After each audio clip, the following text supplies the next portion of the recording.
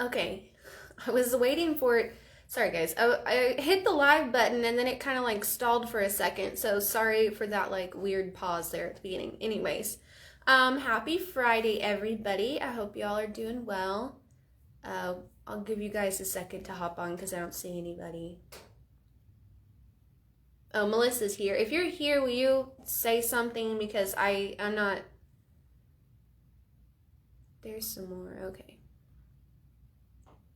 Well, a couple of things, or maybe just one thing before we get rolling. First, I don't know if you guys have had a chance to listen to our podcast. We do have 3 episodes out, and I've got some more that are gonna come out pretty soon. I'm still trying to edit them a little bit, and just now finishing up on all of your truck driver appreciation packages. There were some shortages in the shipments that they sent me, so I had to work on trying to get the right sizes that we were missing. So if you haven't got your package yet, please know that it is on the way. I haven't forgotten you. There was just some supply chain issues, which are not too much of a surprise, as I think we're all dealing with that right now. But back to the podcast. If you want to listen to them, if you have not, if you go to our page, so if you, once our live is over, you can click our little icon and you can go to our page, and it's pinned at the top. And in the middle of the writing on the post, there's a link. It's to a link tree. And then there's an option for podcasts, and it will show you every podcast platform that they're available on. So the first 3 episodes are John, Russ, and Don, our executive team. So check those out. Other than that, we are in Joplin today, as you can tell. So we have Miss Cheryl Hinkle with us, Director of Human Resources. So if you have any questions, let us know. Otherwise, just turn your listening ears on and let's get ready to go. Okay. Hey guys, happy Friday. I hope everybody's having a great day. It is beautiful here. I think we kind of started a little bit of fall, and then this weekend is supposed to be back in the 90s. So one last little bit of summer before we head into fall, which I love anyway. So Riley mentioned the supply chain. I know a lot of you guys are probably aware of, what's going on. It's in the news all the time about the cargo ships being backed up in the ports, and not having enough dock workers and all that to kind of get that stuff offloaded. It's really affected a lot of things. So you gotta love it, I guess. I don't know. For us, freight's good. It's booming. The company's doing amazing. That's because you guys are out on the road. We followed up, driver appreciation a week and a half, 2 weeks ago. But, it's going to a couple of grocery stores. You notice, there's a lot of things not on the shelves. You drive by car dealerships and there's not as many cars on the lot. So you're really starting to see some of the effects of that. And once again, when we get that in there, that's very, this nation relies on you guys to get that stuff where it's going, and we appreciate you very much. I don't have a lot for today. I feel like they always have me go when there's not a lot, and I think it's because they know I can just wing it when I'm up here. So there are some things that I want to talk to you guys about. So first thing, open enrollment. I know I've mentioned that before. Open enrollment dates for benefits is going to be November 3rd through November 17th. I am still waiting on some of the information to give you guys on enrollment for next year. I'm hoping to have answers on that within the next week or so we can get that information out to you guys. A lot of questions comes up. Is it going to be a passive enrollment? Am I going to have to enroll? I'm not quite sure yet. It depends on what we have. We're waiting for that to come back. I want to encourage everybody, even if it's a passive enrollment, which basically means you keep everything you have, you don't have to do anything, everything just rolls over. Open enrollment is really a time for you to look at your benefits, see what you have, make sure you have what you think you have, make changes if there's any changes. A lot of times people will, oh, hey, I didn't know that, or I thought I had this or that. Always make the time to go in, make sure that you've got what you think you have as far as coverages. There can be some things happening. I know every single year we have, 2 or 3, it seems like, that always, like, they may have participated in the flex spending account or the health savings account, and they'll come back and they'll say, oh, I didn't know I had to enroll for that. You said it would roll over.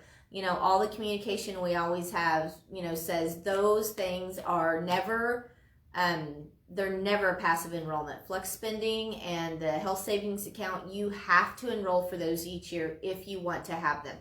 They will not roll to the next plan year. So that's your little snippet. I put it in every communication. And I know you guys read those from top to bottom. But, that we put all that in there so you guys know. So, that I'm aware right now, we're not changing carriers. Everything, from my understanding, is still going to be, the same carriers that they're with and those kind of things. So just be watching for communication. We'll obviously put that out, email, Qualcomm, and probably put some new stuff on the app that you guys have, all that kind of stuff. So be watching for that. One of the things I normally tell people too is, if you have a life event, if you get married, if you get divorced, if you have a child, those are things that are qualifying events to make changes to your insurance, as long as it's done within 30 days of the event. Once you go past that 30 days, you can't get married and then 3 months say, hey, I need to add my new spouse to the plan. That's out of that qualifying event time frame. So always make sure you're aware that, reach out if those things happen. One of the things that slips through the cracks when that happens is people may go in and add their spouse or, drop their dependent, but they don't change necessarily all of their beneficiaries. If you get married and you're wanting to update your beneficiaries, you have to go in and do that. And a lot of times people don't think about that. If you get divorced, you probably don't want to leave your ex-spouse on your life insurance or anything like that. You probably want to change that. So those are things that just reminding. Those are things that sometimes slip through the cracks. Maybe it's like, oh, life insurance, but you didn't think, oh, I have 401k too.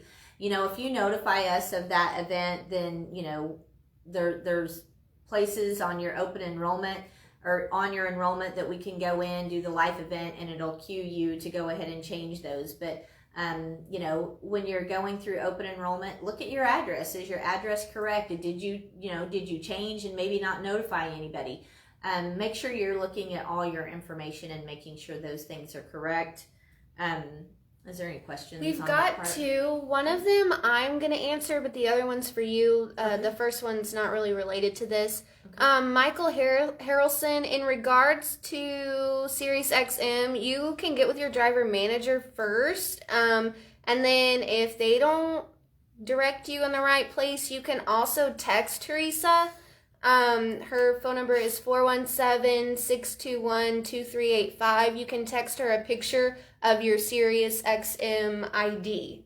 And then she should be able to help you get that activated. But start with your driver manager first. They usually can help. And then the next question's for you, from Chad Bruff. He says, I have 401k and it says I have a 0 balance. Why is nothing happening? Okay, Chad, so thanks for the question. Without knowing some of the questions I would need to ask and not wanting to get in that just out on the open on here, how long have you been here? Did you enroll? Is it effective yet? 401k, you have to have been employed with a company at least 6 months before you're eligible, and then you would start the beginning of the next quarter. And you can make your, you can log on, it's 401k.com. If you've met that criteria, then please reach out to HR and let us get you on the phone and look and see what you're looking at to make sure, did they get your enrollment? Are the contributions started? Those kind of things. Kelly Brungart in Arizona is typically the one that handles 401k. Feel free to call in on our line and any of us can help you, but Kelly's typically the one that handles 401k. There could be, hopefully it's one of those things, maybe you've enrolled for it, but it's not starting because it's not the beginning of a quarter yet. We just started the October quarter.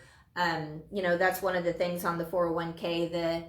The deadline for the next quarter, January 1st start date is going to be like December the 17th. It's always the third Friday of the month prior to the beginning of the quarter. So, January 1, April 1, October 1, and January, those are the July 1, October 1. Those are the time frames that you can enter that. So hopefully, Chad, that answered your question on that. Did they? Okay. Couple of other things. I know we had talked in the past, the couple of times ago when I was on here, Compligo, which is our kind of compliance software that we have with HR safety. We had rolled that out. We used that for onboarding with our new hires, and then we had rolled that out to our existing fleet here just maybe a month and a half ago, 2 months ago. Safety had a waste security plan that was out there. If you still haven't signed off on that, or you've not logged into Compligo at all, that probably means you have not signed off on that plan. If you're unsure whether you've signed in and completed your plan or not, you can talk to safety. They can answer that for you. If you have not signed in Compligo and you don't know how, please reach out to anybody on the HR team. We can walk you through that. Compligo is going to be a really good tool for us to use on a lot of things. Onboarders, when they come on, we always tell them, save your login, save your link, because you're going to be doing a lot through that. It's not just new hire paperwork. It's not just one-time forms. If you get married and you have a name change, that's a form you can start on Compligo. You can search for that form. You can fill it out online. It comes to all the departments that needs it. If you change your direct deposit information, that's a form that you can pull up on there. Enter that. It goes to your driver payroll. All of those things, you can do. You can do the name change, your direct deposit. Tax season's coming up. That's one of the things that people all the time, they go to file their taxes, and then the first thing that they realize is, oh, I should have had more withheld.